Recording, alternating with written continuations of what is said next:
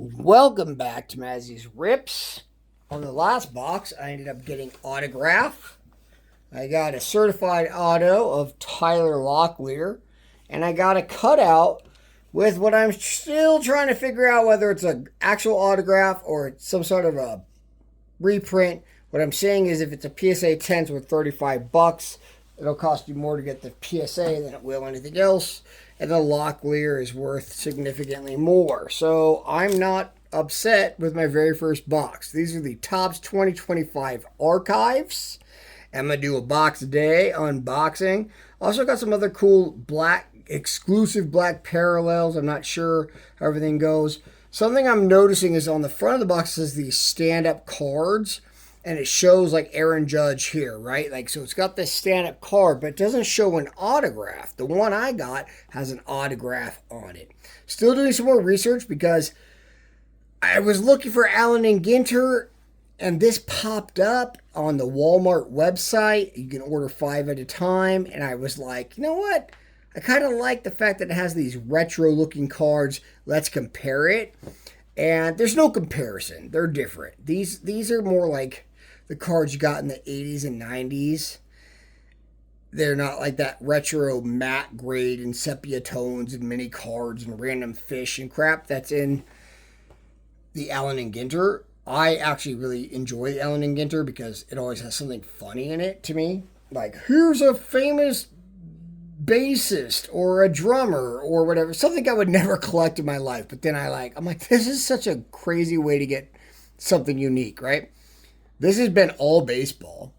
I've seen a lot of cool retro players and even players like from pre-modern era of baseball, So I don't want to really say because I don't know how far back it goes. I haven't seen a Babe Ruth, but I've only opened one box. But I have seen, people that were in the 50s, 40s, 30s. So I'm going to open this.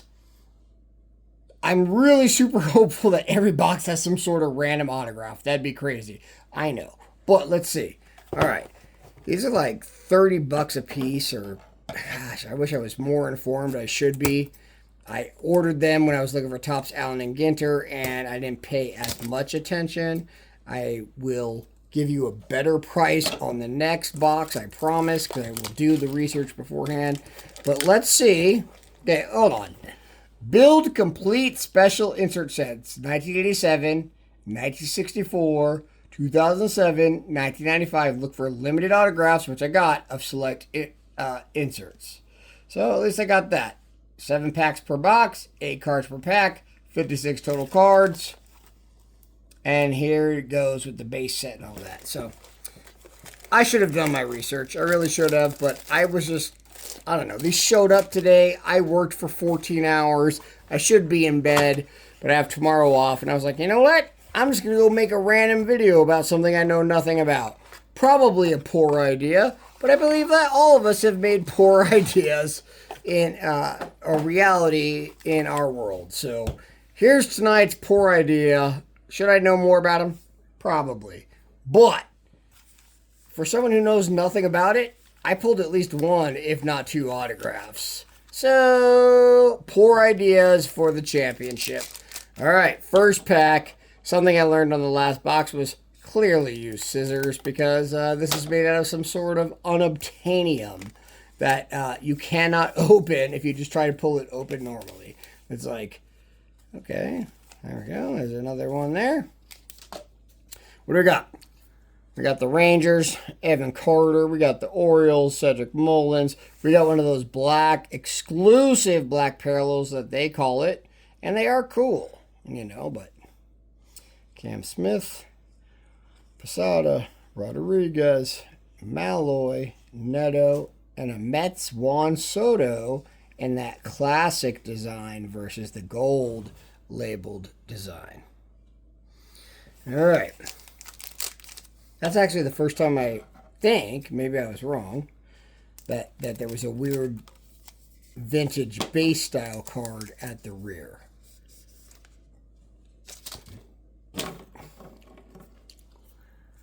We got Paul Goldschmidt. We got Greg Maddux in the All right, hey, look at that. We got another one of these black exclusive parallels, they call them.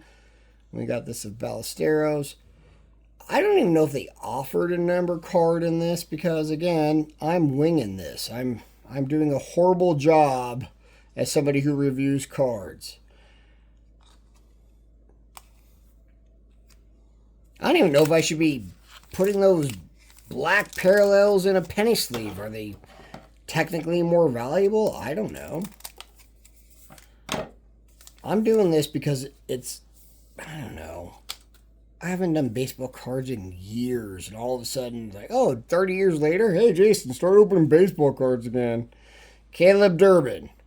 Randy. Okay, we got Ichiro. We got Gabriel. Uh-oh. I see something here. That's another one of those pull cards. We got a Heston Kjerstad. Okay, see? Again, this one has an autograph. What's on the front of the box does not show an autograph.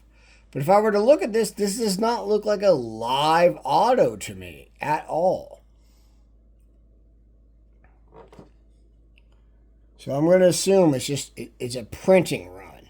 I don't know if that makes it more rare, less rare. Yeah, look at that. It doesn't have a special number. So I'm going to guess it's a printing run. I know they're worth like $5 or $6. They're quasi-rare, I guess. So I'll put that in the sleeve. All right, here we go. What is this, pack 4, I guess? Nothing left in that. Sagano, the pitcher. But I like that classic retro look. It's so 1980s, man. And it reminds me it's almost Topps and Ginter, and I like that. It's got that muted look. We got Castillo, Diamondbacks. There's another one of those black parallels. I don't know if you can see the shiny background there. We got Josh Naylor. We got Ernie Banks. That's cool. We got Alfonso Soriano, Hoskins, and Peralta. All right, 3 left in box number 2.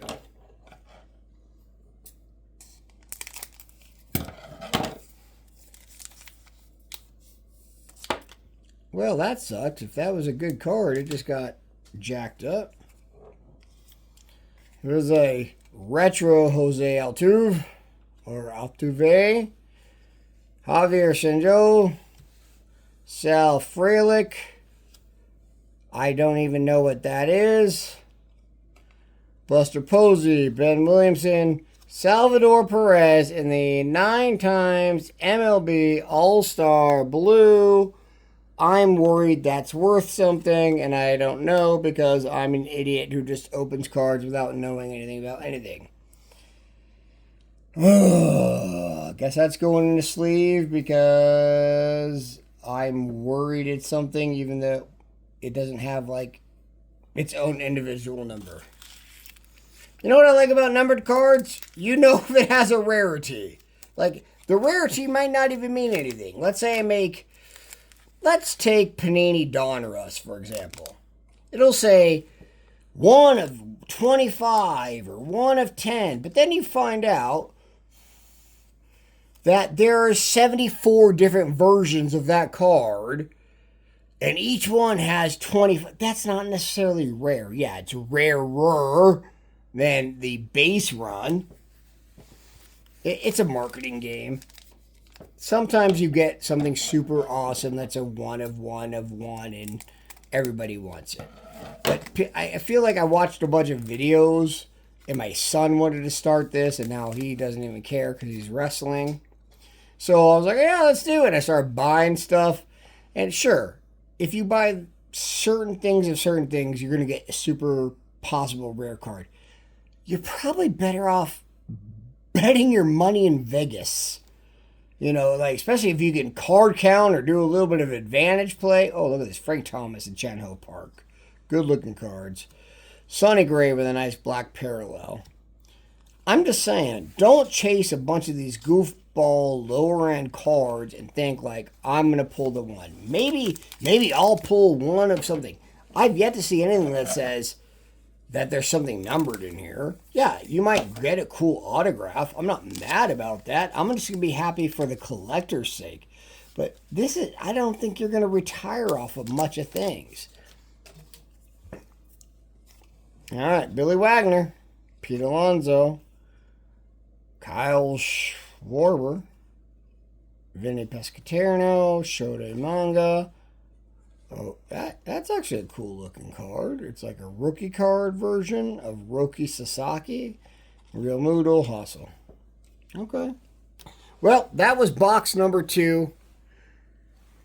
If I give you guys any advice, before you spend $10,000 in cards hoping to hit that $1,000,000, put $10,000 into your retirement account, because that's okay, I don't want to say guaranteed. I was going to say guaranteed. I don't want to get mischaracterized for bad financial advice.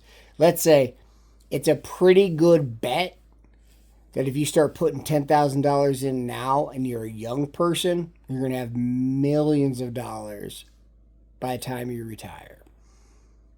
You can risk it on whatever you think you're good at. Cards are probably not the best way to spend your money. Maybe I'm going to make a fool of myself and I'm going to open something here that's going to blow everybody's mind. But take your money, earn your money, put it into something long term. Get you a nice S&P 500 account. Sit there and sit on it for 30 or 40 years and be happy because you're going to retire with more than enough money to support yourself. That's just my advice. What do I know? I'm an idiot who randomly bought Walmart cards. But anyway, thank you for watching Mazzy's Rips. Let's open more of these things.